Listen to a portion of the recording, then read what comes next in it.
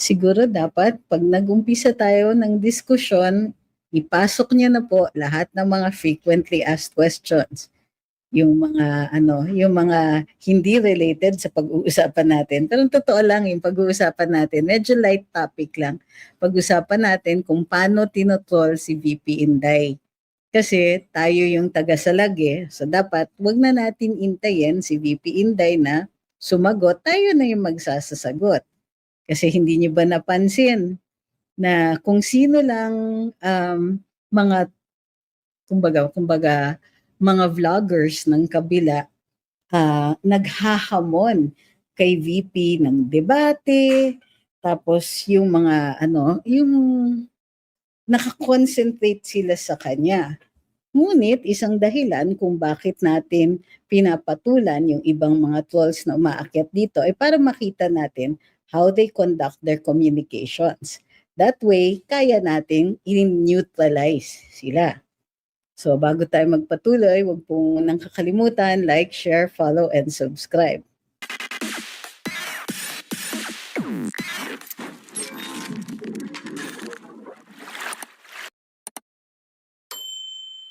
So napansin natin, of course, nag-start yon dun sa isang tao na ang tingin natin ay sineset up siya to be, ano ba yan, parang an informal spokes. Sa totoo lang, sa Marcos administration at even dito sa mga kabilang partido, lalong-lalo na yung nabubuhay ng mga tinatawag nating mga pink, buhay sila uli kasi nga may opportunity si former Vice President Leni Robredo na makapag-try uli sa kanyang pagkandidato bilang presidente. So ngayon may mga trial balloons yan. Tinitignan nila kung katanggap-tanggap si VP Leni, naglalabas sila ng mga the usual publicity photos, kunan na sumasakay sa bus, yung mga ganyan ba. Nagwawalis, yung mga kulang na lang tawagin natin na trying to make Leni look ordinary. Ewan ko sa kanila, pero tayo, we don't have to make VP Inday look ordinary because not only is she super relatable, and in fact, yun ang habol nila. Ang standard is set by VP. VP is relatable, people like her, maganda siya, and she's articulate. So, kailangan nila ng para maipakita na relatable din itong si Leni Robredo. So, this is part of their trial balloon stage. So, at the same time, syempre yung mga supporters niya who want her to be a viable candidate, who want her to make another try for the presidency, sumusuporta sila. So, all out ang attack ngayon kay VP Inday. Tapos, at the same time, they keep talking nice about the former vice president. We're examining this as a matter of strategy. Tignan natin paano sila magsalita. At kahapon, nung tayo ay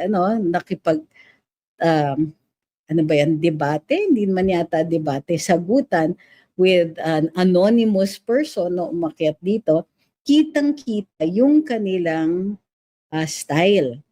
So, but we'll talk about that in a little while. Let's start with the frequently asked questions muna so we can get them out of the way. Oy, ang cute nun. Sabi ni Bundok Talala, from the Bicol region, my next president is VP Sara Duterte. Nax. O yan, tama. Sabi ni Archie, si Atty. Guanzon ang tanungin. O, di ba? O, ano pa ba yung ibang mga katanungan dyan? Ganito, no?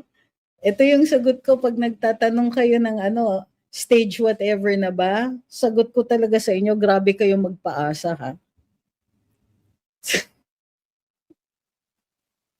Sabi ni Ma'am Vanessa, just love hearing you every time you go live. Thank you for your show and sharing your knowledge.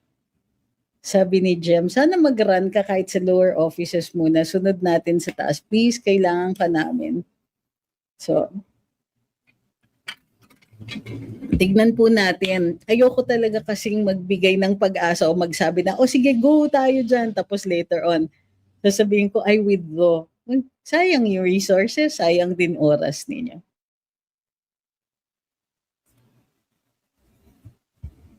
So, persistent yung mga, sige ganito, balikan natin.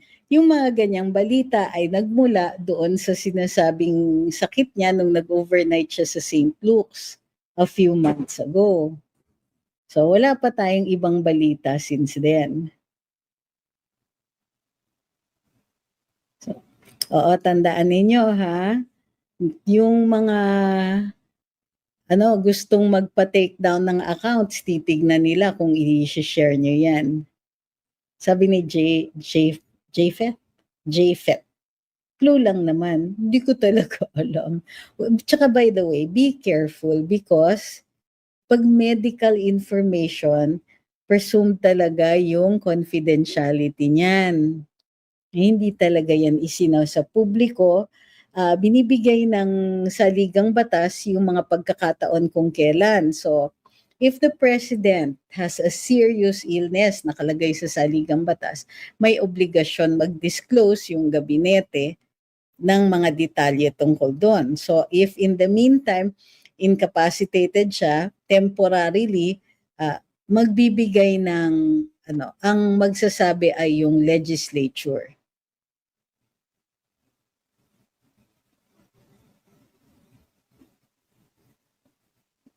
Senate ko na naman. Okay, hindi ko nakita yan. Check natin.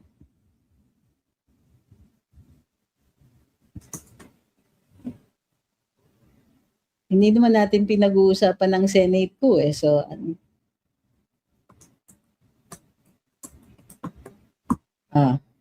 natin. Wala.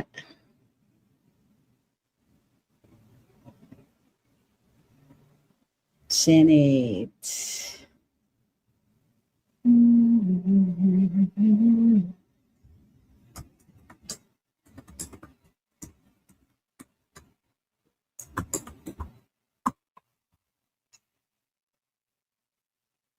Wala. So, kung meron kayong mga ganyang klaseng yung I think, wala po, hindi lumilitaw eh. So, I don't know how to deal with your issues.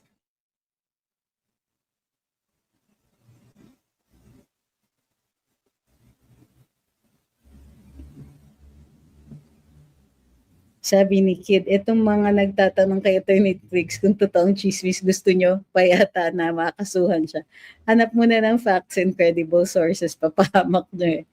Well, ayaw naman natin na ma-take down yung mga accounts natin. So we have to be careful. Alam niyo naman mainit na ulo sa atin ng mga ng mga people who don't play fair. Meron po sa YouTube. Naka-live naman tayo sa YouTube, ma'am. Hindi nakikita. YouTubers, okay naman tayo sa YT, di ba?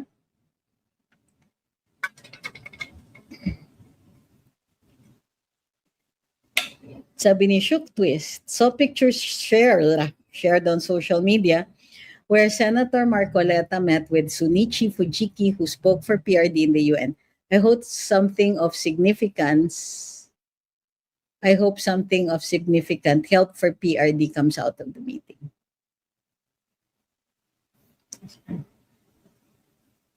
Ayan na pagka, remember para sa amin, red flag yung mga what is your take on and what do you say about ganito.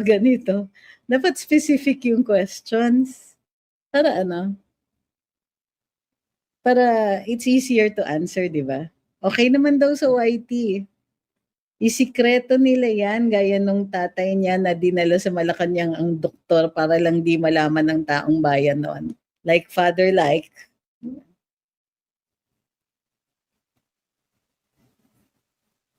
Hi, Ma'am Felisa. Hi, me, Kitty. Hi, kay Linus. What can you say about Attorney Topacio's opinion? Okay, ito frequently asked question. Sa loyalty ni Attorney Guanzon sa pagiging sip-sip daw. Okay, right now, walang nagre-react sa mga ganito, yung mga away-away. So, yung third floor versus mga PDP people, kung di ako nagkakamali. Tapos, merong Attorney Topacio versus Attorney Guanzon. Sa akin, okay lang. Di magano sila, they will see what comes out of it. You'll still have to make a decision ultimately. Ako, I don't care. Unang-una, kung kikilatisin ko si Attorney Guanzon bilang kandidato, syempre i-consider natin, isang factor yung loyalty na yan. So it will always be on our minds whether or not Attorney Topacio brought it up. Kasi hindi naman sinikreto ni Attorney Guanzon yung kanyang mga political colors. Pero ultimately, we have to decide. Is she trying to get the best of both worlds? Valid question yan, di ba? Gusto niya mag-maintain yung pagka-pink niya para hindi siya atakihin ng mga kapwa niya kakamping. But at the same time, she says good things about VP Sara para maakit niya yung DDS. Pero ultimately, you have to decide saan nyo sa tingin siya kumikiling. Now, if wala siyang commitment doon sa any of the parties, then that should also be something that you'll take into consideration.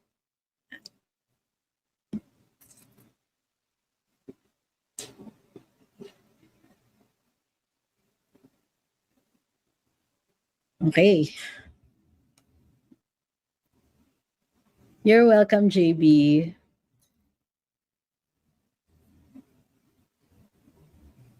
So, ang ayoko lang gawin is yung sasali tayo.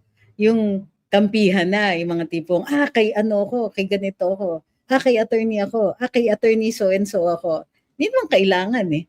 Maganda makinig tayo, tignan natin if they make sense, if any one of them, which one of them makes sense, makes better sense. Tapos isasama ninyo yung track record, isasama ninyo yung mga other considerations. Like, kailan ba umalis ng sa Kampong Pink si Attorney Guanzon? Valid question yon. Kasi tayo, di ba, ilang beses na tayong nadali. Akala natin kakampi, tapos ayun pala, bentang-benta. So I think na, hindi ko rin pwedeng, kumbaga, pagalitan or kainisan si Attorney Topacio because what he's raising are valid questions. But at the same time, nakikita naman natin na ang saya sanang kakampi si Attorney Guanzon. So commitment is essential. May chismis daw na ayaw ni na VP kay Attorney Guanzon. I have not heard the Vice President say anything bad about Attorney Guanzon. So I think ultimately, makikita naman natin yan. Pero like I said, ang gawin nating sabi ni Abracadabra, I still don't trust Guanzon versus Rodriguez and the people in third floor condo studio. So ang ko nga dyan is, you'll make a decision. Kanya-kanyang decision yan. Wala tayong group decision. Ako, tinitignan ko pa eh. Ultimately, magde-decide ako kung sa tingin ko mapapagkatiwalaan ko ba itong taong to na hindi mababalahura o hindi nila itatribe rin si VP Inday pag crunch time na. So yun. That's what I'm going to look at. Kasi tama si Attorney Topacio, valid yung question, what is the commitment here? Para sa akin, without necessarily being nasty about it, di ba? Pwede natin tingnan kung magde-decide tayo on whether or not we believe that this person will commit to VP Inday when she becomes president. If she does, and if you feel kampante kayo that she will, then by all means, iboto natin siya. Pero for those who are not sure, and valid din naman yung doubts na ganun, then I would strongly suggest na wag na lang.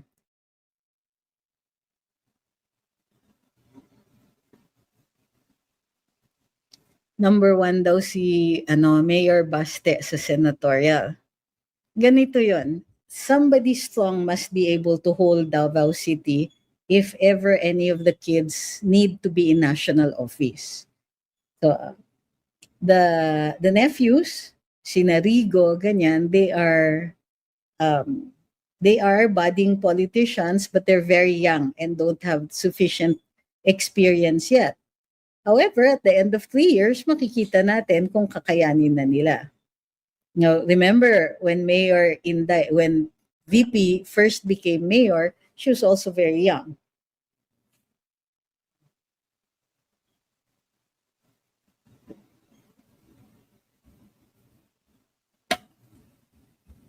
Sabi ni It's Fudge from Adavawenya, I don't want Mayor Baste to leave yet. Sana he will decide to stay muna.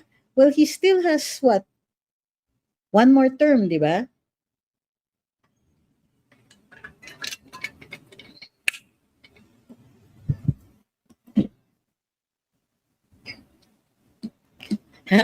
Sabi ni Pet Tamer, bili ka ng house sa Davao para ikaw muna mayor. Grabe. Nakakahiya sa mga Davaoenyo. Yung parang, ano yun, parachute politician. Dumating lang, biglang tumakbo ng mayor. Magsiservisyo muna tayo. Sabi ni Dabeng, pero di po siya nakakasama sa lunch ng mga nagpunta ng birthday ni PRD. Di po siya nakasama sa lunch. O nga naman, di ko alam kung inimbita siya o hindi. Remember, wala ako sa Davao. Madami pong gawang chismis ang kalaban para sirain ang mga kumakampi kay Sara. But para sa akin, maaga, no? Kung sa tingin natin, later on we will see naman, you know naman the VP, kahit paano, we will be able to discern kung ano yung gusto niya at ano yung ayaw niya.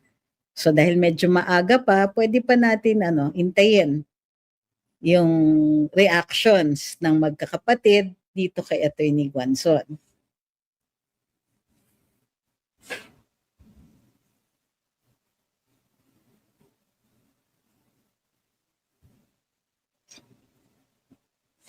Sabi ni Ma'am BM, I'll support Attorney Guanzon, siya lang ang consistent na dilawan na anti-Marcos. And sabi niya, si Inday Sara nakatakdang maging presidente.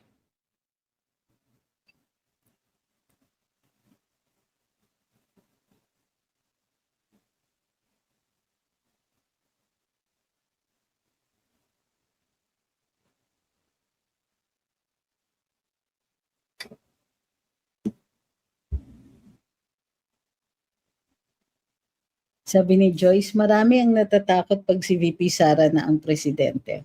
Yes, actually given na yan.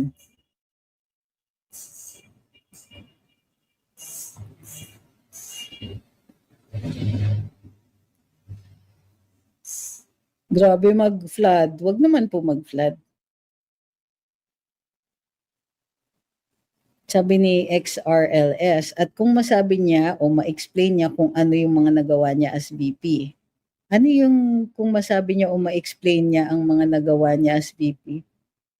Sino to? I vote for VP Sara, sabi ni XRLS. Kung mapaliwanag na niya yung mga accusation sa kanya and if it's positive, so demanding. Ako, all you have to do is follow the impeachment proceedings. Hindi naman pwedeng isinuspoon feed lahat. Parang magdi-demand ka, parang yung ginagawa ninyo sa akin dito, na paulit-ulit yung mga katanungan as if ikaw lang yung buong universe ko, di ba? So, nakalantad naman po all of the activities that the Vice President has been doing. Marami pong nakapost nandyan sa sa Sara Duterte na page niya, sa Inday Sara Duterte na page niya, sa OVP page. May website sila, may Facebook page. Andyan po lahat. Meron pang Valiente News. So kung hindi ka po, kumbaga, if the information is out there, wala naman siyang sinisikreto. Bakit nagdi-demand ka ng ganyan? Anong gusto mo? The VP stops everything because you ask this question when the information is already out there. Number 1 yan. Number 2, may answer si VP Inday na pinablish naman. Answer niya sa Committee on Justice. Babasahin niyo lang po yon. You don't even have to ask me. Pero ganito yung nangyayari. Actually, ina-articulate mo lang yan dito sa social media because you want to make it look like she doesn't. She has constantly been explaining. Pero what you're doing is you're taking the line of the congressmen who have ignored all her answers. Fallacy number 1, di daw siya pumupunta sa Kongreso. Not true. Nakailang punta siya to explain, but in at least 2 occasions hindi siya tinanong. Okay. Number 2, nung tinatanong siya doon sa nagtatanong sila sa kanya doon sa maling mga fora. And she has every right to insist na in this forum, I'm supposed to be talking about our budget. Could you please explain to me kung bakit out of topic po kayo? Okay. So, hindi yan tama, sir. Kasi the information is all out there.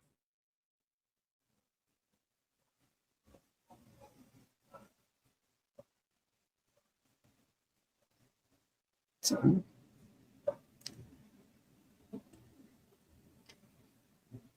wag pa ulit-ulit, even yung mga facts na alam natin na yung mga tipong maraming natatakot pag nanalo si VP, mga ganyan. Alam natin yan. But let's contribute mga more new things that we learn. This is a discussion.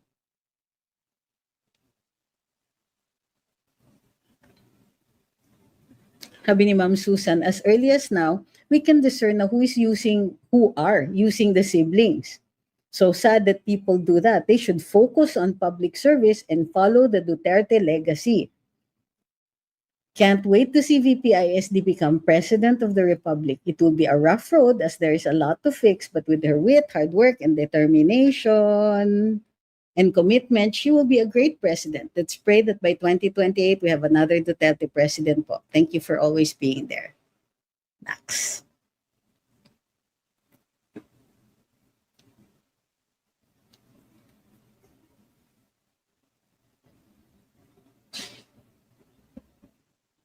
Sabi ni Dabing, bakit ba sabi na wala at di makasagot? Meron nga. Check nyo nga sa Congress. Check nyo yung archives ng Kongreso sa YouTube, dun sa mga live nila. Fortunately, alam ko most people nakakatamad kasi to check the videos. Pero andon, kitang-kita. Not only that, VP Inday already answered exactly that question. So this brings us to our topic today. How are the trolls trying to do this? Naninira sila kay VP Inday, and how they're doing it has been this. Nag-umpisa sa sige nga, patunayan nyo nga kung bakit namin iboboto. Explain nyo nga kung bakit namin iboboto. Yan si Inday para sa presidente. Pag ganun yung sagot, there are people who do not intend to be persuaded. Gusto nila na i-explain mo to try to trip you up, and when tayo, yung mga nagdi-defend kay VP, ang nagkamali, they will ascribe the mistake to VP. Okay? Do not get caught into that trap. Kung hostile naman pala yung tao, they have no intention of being persuaded. So let's not waste our breath. But if there is an opportunity to use that person as a sounding board or as an example of how to answer. So for example, yesterday's troll, may tanong siyang ganito, sinasagot natin. Now, here's what you have to look out for. The reason sinasagot natin is because yung mga nanonood, should you come across the same questions, you know na how to answer it. Okay? Kaya huwag niyong sasabihin na huwag kong patulan because there is a purpose for all of that. Now, this also brings us to the style. Okay, what do? They'll ask you, sige nga, bakit ganito? Or sasabihin something like, nagnakaw nga ng 125 million Ganyan. Paano nyo i-explain yon? Then you explain. Number 1, not 125 million, mali ka. May notice of disallowance sa 60 plus million. Yung 60 plus million yan, notice of disallowance siya. And a disallowance does not mean it was stolen. It only means that the COA disagrees with how it was spent, that it might not be in accordance with the existing rules. What happens if after you show, and in the case of the VP, the nag-notice of disallowance, nag-provide siya ng additional documents so that the COA can examine these additional documents and quite possibly change their minds about their disallowance. Now, if the COA is not persuaded and the disallowance stays, ano ang gagawin? One of two things. COA can say, soli nyo na lang yung pera, or, soli ninyo yung pera. Gagawin nila yun. They'll say that. So what can the VP do? They can ask for a review in the court. So they can go to the Supreme Court, or they can go to a lower court and say that they'll ask for a finding of grave abuse of discretion. They'll file for prohibition, mandamus, and temporary restraining order, or or a more permanent restraining order. So only after the court makes a finding that the disallowance ought to stand will they later on have to make an actual return of the money. Now, does that mean if there is a notice of disallowance na mayroong crime involved? No. Okay? It does not equate to graft and corruption. It is not necessarily a violation of RA 3019, which is the Anti-Graft and Corrupt Practices Act. So kailangan ma-fulfill yung mga elements ng 3019. Now, how will you know? Normally, when COA issues the disallowance, they will say if this is something that the ombudsman needs to investigate, which means COA itself has made a finding na pumapasok siya sa RA 3019, or yung disallowance is yung pagkagastos in a way na hindi appropriate is attended with malice.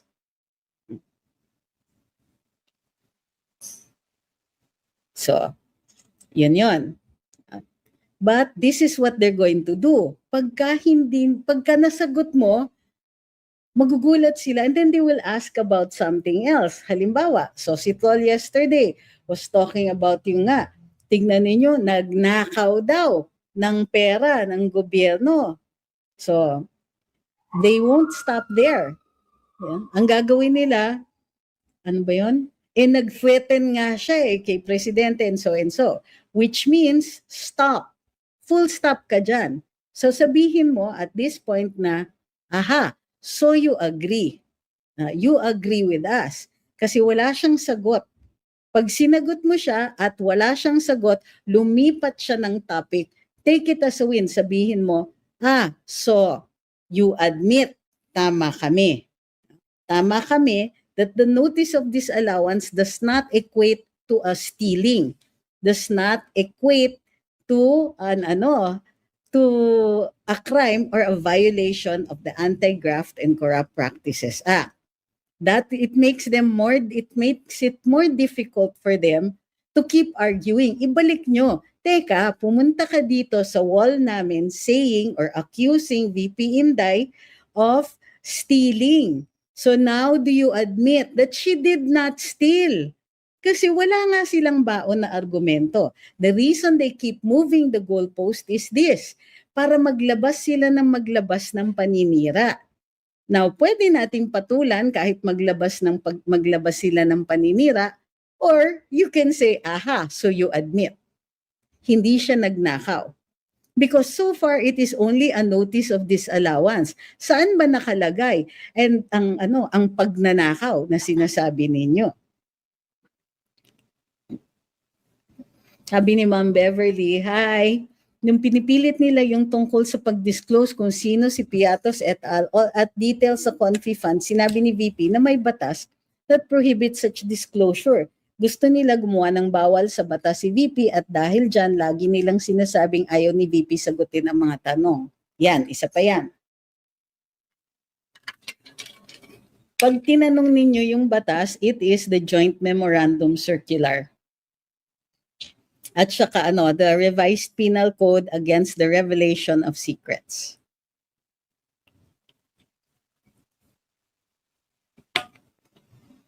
Good evening kay Ontoy. Tama kayo, Ma'am Beverly. Yun ang ginagamit nila para pagmukain na hindi siya sumasagot. Nasa batas. Yun ang hindi nila sinasagot. Ang sasabihin nila parate is, ang sabihin mo, may tinatago siya. Ang kailangan nilang i-disprove ay pag sinabi ni VP, may nasa batas yan ganito, kailangan batas din yung sagot nila. Otherwise, they fail in their argument.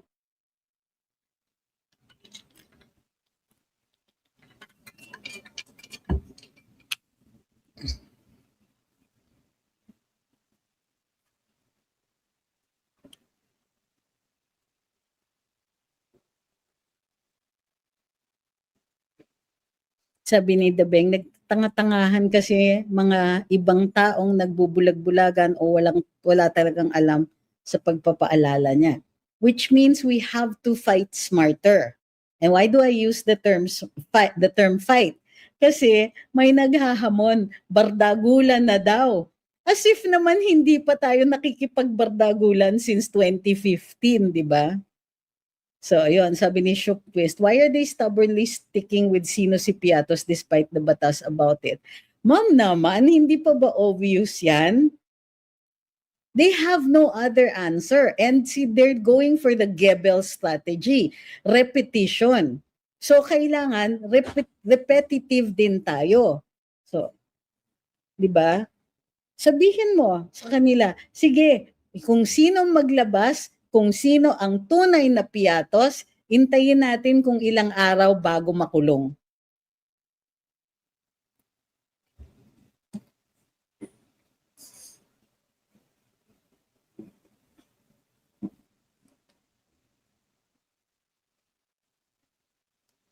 Sabi ni Lucky Sprite, may interview si Miss Malutikia and Ka Eric about confidential funds. Once i-disclose yung mga nasa confidential funds, bilang na araw nila kasi hahabulin talaga sila to unalive.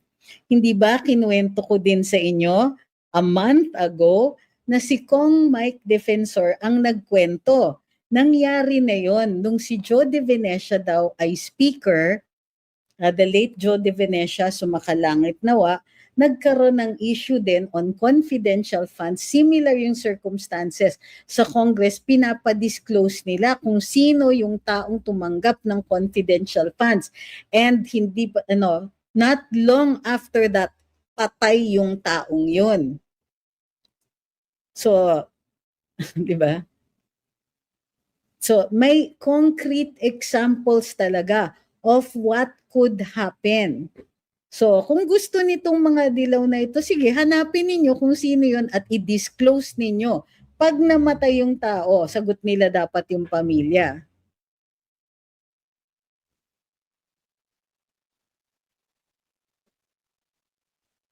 Hi kay Frank, sabi niya far from home siya.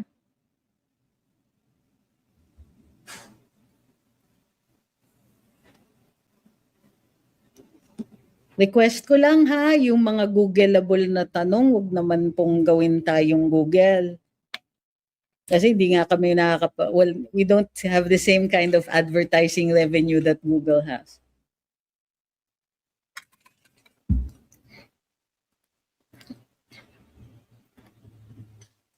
Sabi ni CTM, 73.3 million, no concrete evidence, pero yung kitang-kita nating billions na pera sa lamesa at maleta, weak evidence.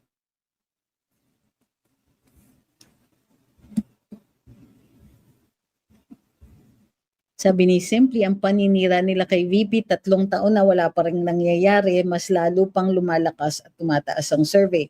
Sana iisip-isip ng mga Congress, nakakaumay na sila. Nag-iisip naman sila, ma'am.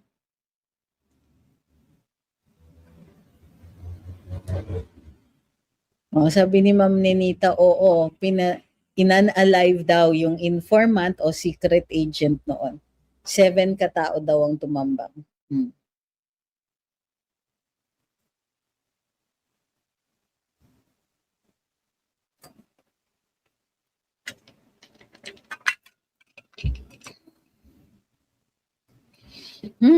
How does the Constitution protect an impeached official from a potentially erroneous Senate conviction if there is no appeal mechanism? Walang appeal mechanism pero merong grave abuse.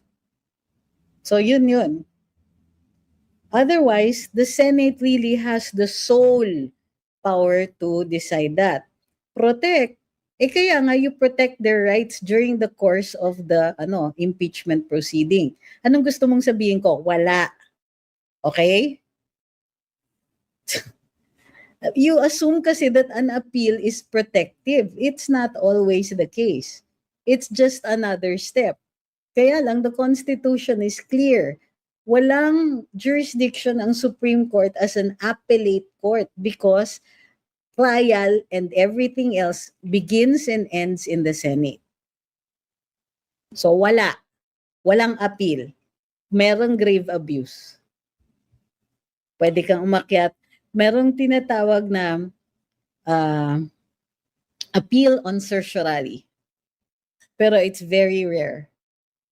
Lalong-lalo na pag impeachment ang pinag-uusapan.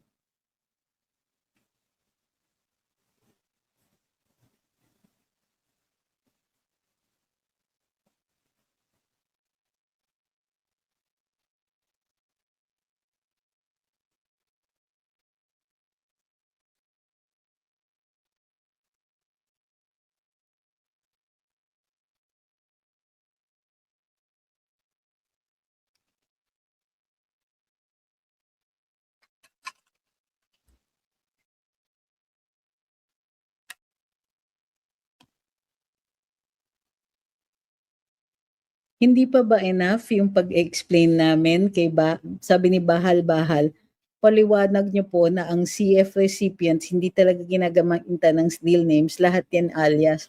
Sir, kasi actually sawang-sawa na kami kaka-explain. In-explain na namin, siguro magwa 1 year na, parating lumilitaw yan sa mga katanungan. Diniscuss pa nga namin dito yung memorandum circular.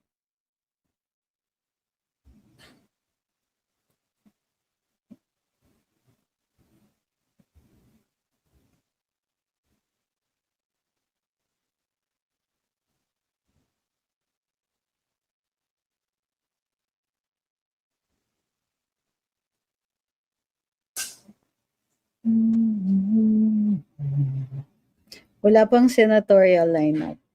As a lawyer, how do you assess the HOR? Are they really clean? Unang-una, I don't use the word dirty or clean pagdating sa ganyan. We will be more precise. Ganito yun, ma'am. The Constitution kasi presumes innocence. We cannot say dirty yung mga yan because for us, that would be a malicious imputation of a crime, vice, or defect, which is the very definition of libel.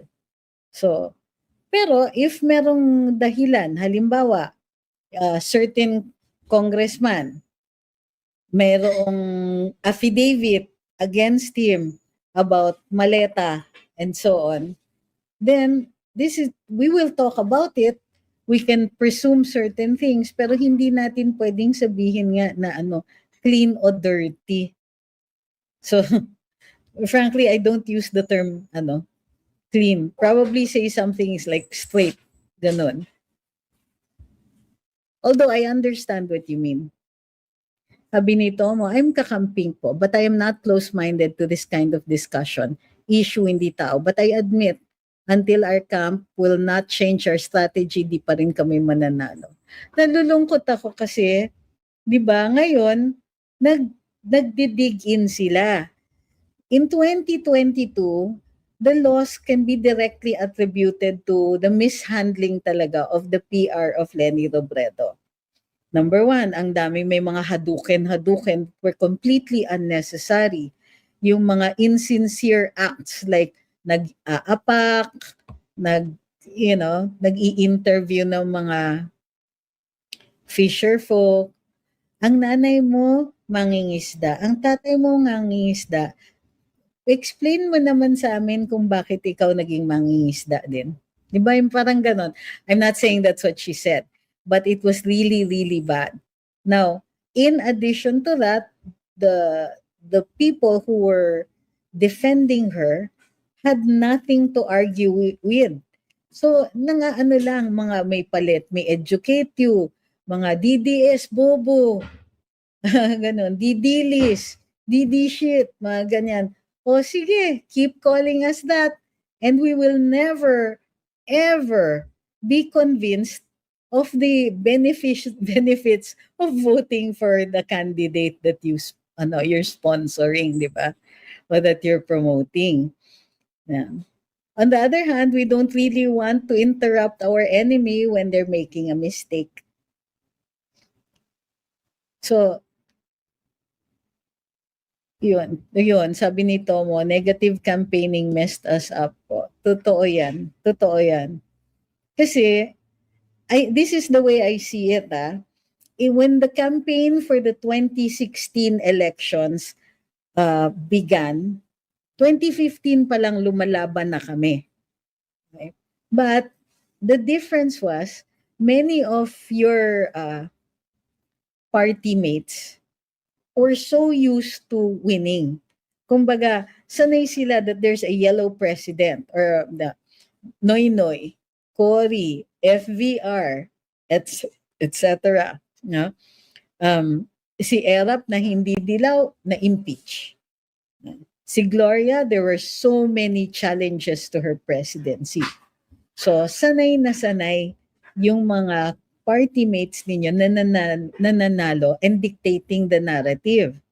That got turned around in 2016 because there were many of us who were arguing. And like there are many lawyers, people like Sas who was taking a master's in international relations. Diba? Very rare yun. There were people who would be able to take what we were saying and translate it into much more relatable language. Our vloggers were funny, they were factual, and they were real talk, street language. Everybody could understand it.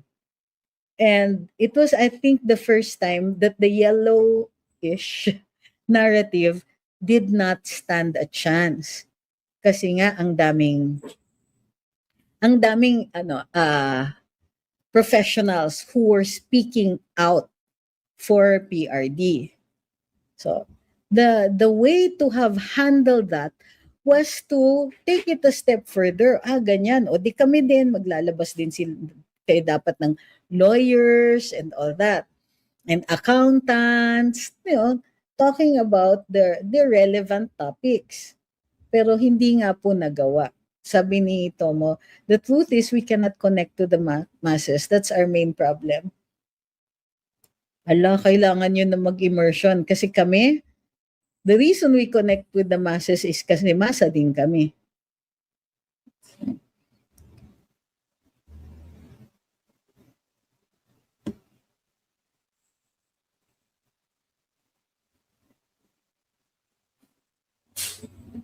So, ngayon, Sir Tomo, pasensya na, pero ang hindi nyo talaga nasasagot ngayon is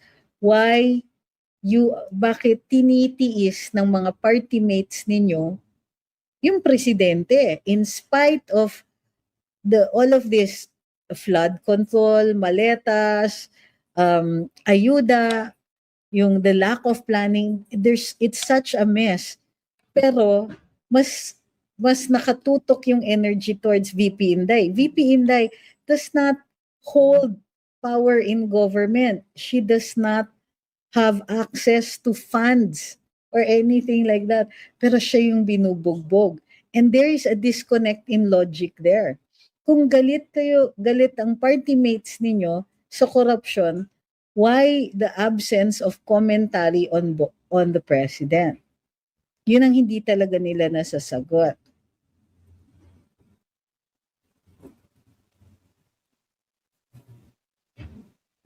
Sabi ni Rafi, may isang abogado nagsabi violation of due process ang rule ng HOR na the prosecution can ask witness questions but the defense can't in their mini trial and that it can be challenged in the Supreme Court. Do you share the same view? Siguro matagal ka nang hindi tumatambay dito. Number one, it already has been challenged in the Supreme Court. So yes, I agree, but I'm not sure if it is equal protection of the laws. Meron ding due process issue. Meron ding yung ano ba yan? Yung kasi a witness has the right to be protected. during the course of their testimony. So may mga ganyan ba? Maraming grounds.